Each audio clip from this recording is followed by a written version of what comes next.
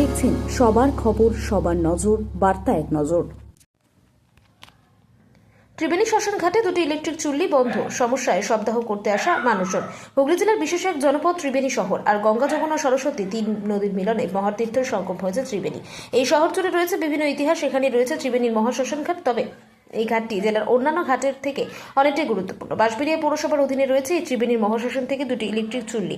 বিগত এক মাস আগে ইলেকট্রিক চুল্লি খারাপ থাকলেও আরেকটি ইলেকট্রিক চুল্লি চালু ছিল, কিন্তু বিগত প্রায় 3 সপ্তাহের বেশি সময় ধরে দুটি ইলেকট্রিক চুল্লি বন্ধ। এমনটাই অভিযোগ শবদাহ করতে আসা মানুষজন থেকে শুরু করে এলাকার ব্যবসায়ী, স্থানীয় বাসিন্দারা। তাদের অভিযোগ, একটি গুরুত্বপূর্ণ শ্মশান ঘাট যা ইলেকট্রিক চুল্লি প্রায় এক মাসের মধ্যে কাছাকাছি সময় থেকে বন্ধ। নজর নেই এখানকার পৌরসভা। তবে শুধু এখানে হুগলি জেলা নয়, বিভিন্ন জেলা সহ বিভিন্ন ভিন রাজ্য থেকে বহু মানুষ এই ঘাটে সপ্তাহ করতে আসেন। পরিবারের আত্মীয় স্বজন, বন্ধু বান্ধব কেউ মারা গেলে হুগলি জেলার এই দুর্গাপুর, আসানসোল, বর্ধমান, রানীগঞ্জ, এমনকি ভিন রাজ্য থেকে বহু মানুষ এখানে আসেন। সপ্তাহক্রমে নবনির্বাচিত বিজেপির বিধায়ক স্বরাজ ঘোষকে ফোন করা হলে ফোনে পাওয়া যায়নি। এখন দেখার যে ত্রিবেণীর ইলেকট্রিক চুল্লি কবে থেকে চালু হয়। হুগলি ত্রিবেণী থেকে রাজেশ দেবনাথ। বাসিন্দা, কতদিন ধরে ইলেকট্রিক চুল্লি বন্ধ? 3 সপ্তাহ যাবৎ। আচ্ছা, কোথায় এই জায়গাটা? ত্রিবেণী শ্মশান ঘাট। ত্রিবেণী শ্মশান ঘাটে 3 সপ্তাহ যাবৎ চুল্লিটা বন্ধ আছে। কাঠে পোড়ানো হয়। পলিউশনে প্রচুর ধোঁয়া, গ্যাস বেরোচ্ছে। লোকে এখানে এসে অনেক অসুবিধার মধ্যে পড়ে যাচ্ছে।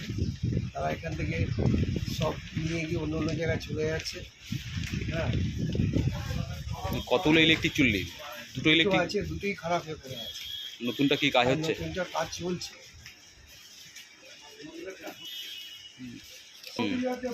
এখানে এই অবস্থা, দুরবস্থা দাঁড়িয়েছে। এখানকার লোক টিকতে পারছে না। ধোঁয়ার এসে পলিউশনের জন্য বহু মানুষ থেকে আসেন অন্য অন্য জেলা থেকে, ভিন্ন অন্য জেলা থেকে আসছে। তারা এসে দেখে বডি ঘুরিয়ে নিয়ে চলে যাচ্ছে। প্রশাসনিক স্তরে কাউকে জানিয়েছেন আপনার স্থানীয় বাসিন্দা হিসেবে? প্রশাসনিক সেরকম হয়তো কাউকে জানানো হয়নি। কি চাইছেন? এটা যাতে সুব্যবস্থা হয়, তার জন্য আমরা আবেদন করছি। কি নাম আপনার? অসিত সরকার। দাদা, কতদিন ধরে ইলেকট্রিক চুল্লি বন্ধ? ইলেকট্রিক চুল্লি বন্ধ আজকে 2-2.5 সপ্তাহ হয়ে গেল। 2.5-3 সপ্তাহ হতে চললো। হ্যাঁ, 2.5-3 সপ্তাহ হলো ইলেকট্রিক চুল্লি বন্ধ। মানুষের হয়রানির শেষ নেই। কোথায় এটা? এই ত্রিবেণী মহাশ্মশান ঘাটে আজকে বিগত দিন ধরে, আজকে 3 সপ্তাহ ধরে ইলেকট্রিক চুল্লি বন্ধ। মানুষ খুব হয়রানি হচ্ছে। হ্যাঁ, কষ্টের শেষ নেই। মানুষ ত্রিবেণী ঘাট থেকে ডেড বডি প্যাক করে নিয়ে চলে যাচ্ছে। আপনারা ইমিডিয়েট, বাঁশবেড়িয়া পৌরসভাকে আমরা অভিনন্দন করছি। আপনারা ইমিডিয়েট ইলেকট্রিক চুল্লিটা চালানোর ব্যবস্থা করুন।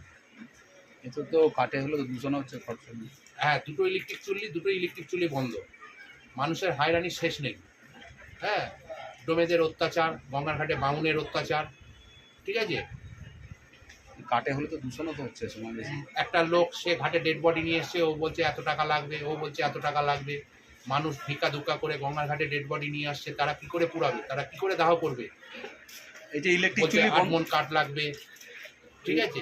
ইলেকট্রিক চুল্লি বলতে তো দূষণ হচ্ছে, খরচাও বেশি, সময় বেশি লাগে। ইলেকট্রিক চুল্লি দূষণ হচ্ছে, খরচা বেশি। তার জন্য সরকার বুঝবে।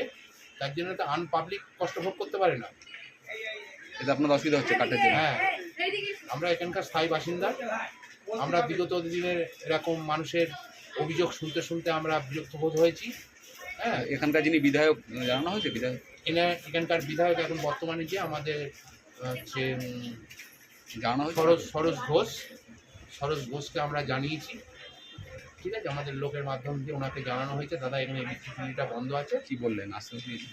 হ্যাঁ, দাদা তো পার্টির ছেলেরা বললো দাদার তো এখন শরীর খারাপ, এসএসকে হাসপাতালে ভর্তি আছে দাদা, ঠিক আছে। তোমরা এই অভিযোগটা জানালে দাদা সুস্থ হয়ে বাড়িতে আসো, তারপর আমরা দাদাকে আমাদের বক্তব্যটা জানাবো। কি নাম আপনার? আমার নাম ভোমল শিকদার। ইলেকট্রিক চুল্লি তো বন্ধ, শুনলেন তো? কি করবেন এখন তাহলে? এইভাবে তো মানুষ তো কষ্ট ভোগ পাচ্ছে। এইভাবে পোড়াবে কী করে লাশ? এইভাবে যদি বন্ধ থাকে মানুষের একটা তো হয়রানি। তাই এর জন্য একটা ব্যবস্থা করা হোক।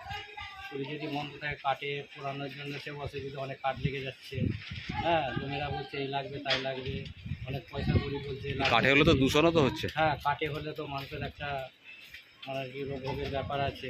হ্যাঁ, তা এটা সবাইয়েরই একটা মানে কি। কি নাম আপনার? আমার নাম লালমোহন মালিক।